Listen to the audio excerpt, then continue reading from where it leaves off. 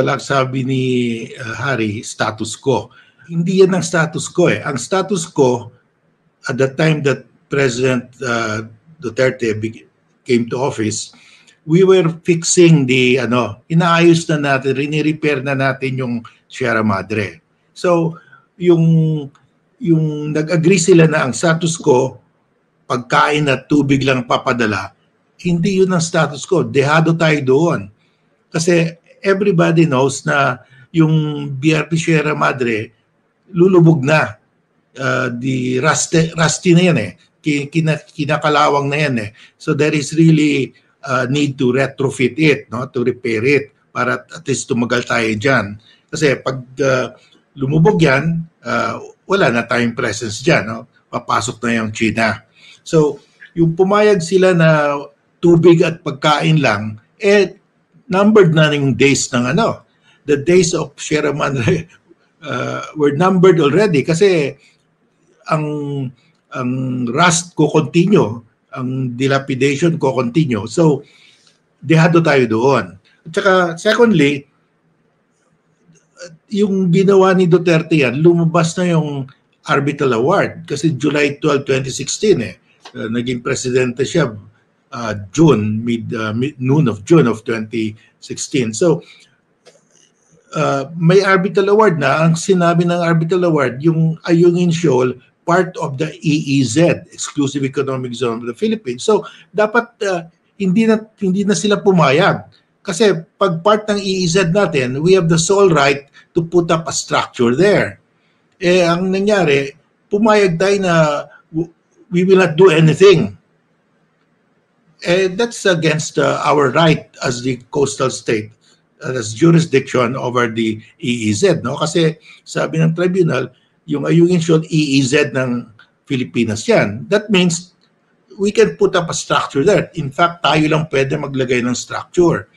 Pumayag yung Duterte administration na wala nang gagawin. Papadala ng pagkain at tubig lang. That's yung lifespan ng Sierra Madre numbered na. No? The days of the Sierra Madre would be numbered kasi talagang pasira ng yung structure.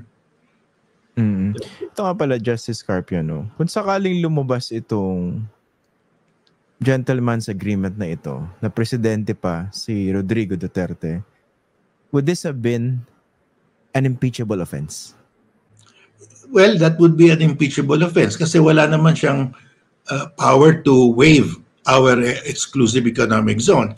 We have, klaro naman, sinabi ng Arbitral Award, part of the exclusive economic zone of the Philippines, yung Ayungin Shoal.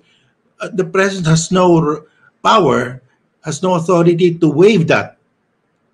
Kasi it can only be waived in a treaty. Hindi pwedeng pamimigay niya lang. Hindi naman sa kanya yung personal. The process has to be followed.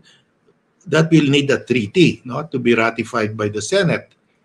So, of course, ang mangyari niyan, wala namang mag-file sa kanya o hindi naman mag-prosper pag finailan siya ng impeachment kasi hawak niya naman yung Congress. Hawak niya yung House at saka Senate at that time. But pag ang tanong mo, is that impeachable? I think it's impeachable.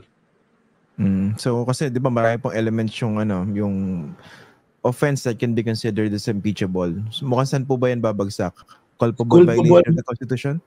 Culpable violation of the Constitution kasi sinabi ng Constitution sa Ligang Batas natin, the state must protect its marine wealth in its exclusive economic zone, must protect its marine wealth in its exclusive economic zone and reserve its use and enjoyment exclusively for Filipinos. Hindi niya protektahan kasi pumayag siya na hindi na aayusin yung Sierra Madre. Hindi na tatagal yung outpost natin doon. That is not protection. How about yung isa po, yung betrayal of public trust na mukhang mas malawak po yun. Kasi yung betrayal of public trust, catch-all provision yan . Pwede mo ibagsak lahat ng mga reason dyan . So yung dalawang provision na yun, pwedeng gagamitin yun. Okay. Anyway, gusto ko lang po sanang to set the record straight kasi nga isa po sa mga problema rito parang may lusot pa rin, no? Pag sinabi pong gentleman's agreement, ano ba yun? Verbal? Nakasulat ba yun? Nag-handshake lang ba yun? I mean, we don't know. Ang pinangahawakan lang po natin yung sinabi ni Harry Roque at saka yung binabanggit din po ng China. So, given that situation or predicament, I mean, how can we navigate that po? Well, first of all, since it's a gentleman's agreement, that's only an agreement between the two gentlemen. No? Gentlemen kuno sila.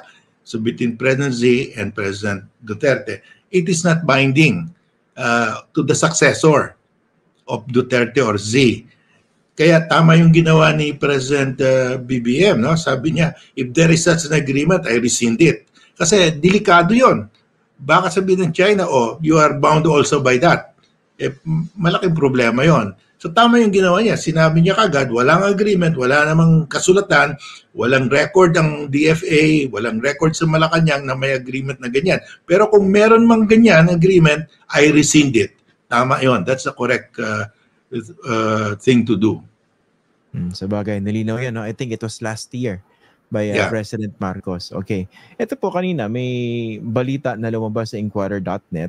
Mukhang na-interview nila si Attorney Harry Roque. At ang angulo rito is, according daw kay Attorney Harry Roque, the Philippines may lose ayungin if it continues to impose yung hardline stance na yan. No? I think isa to sa mga perspectives na nakikita rin po natin lumulutang. No? Do you think this could really be the case po? Na kung magmatigas ang Pilipinas dito, baka ultimately mawala sa atin altogether yung ayungin shoal po. Pag sumunod tayo sa gentleman's agreement nila, mawawala yung ayungin shoal. Sigurado yon. Kasi lulubog yung Sierra Madre, wala tayong outpost.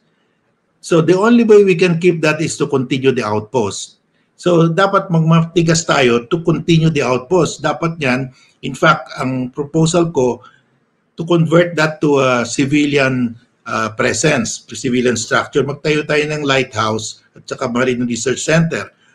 Pag hininto ng China ang pagdala natin ng mga materials sa Ayungin Shoal to construct the lighthouse and Marine Research Center, then we go to the UNCLOS Tribunal kasi that's part of our EEZ. Under UNCLOS, we are the only one who can put up a structure there. At saka valid yun. The purpose is lighthouse for navigation at saka yung research center to manage, to preserve the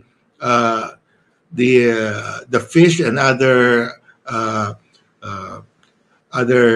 the giant clams and other species there, no?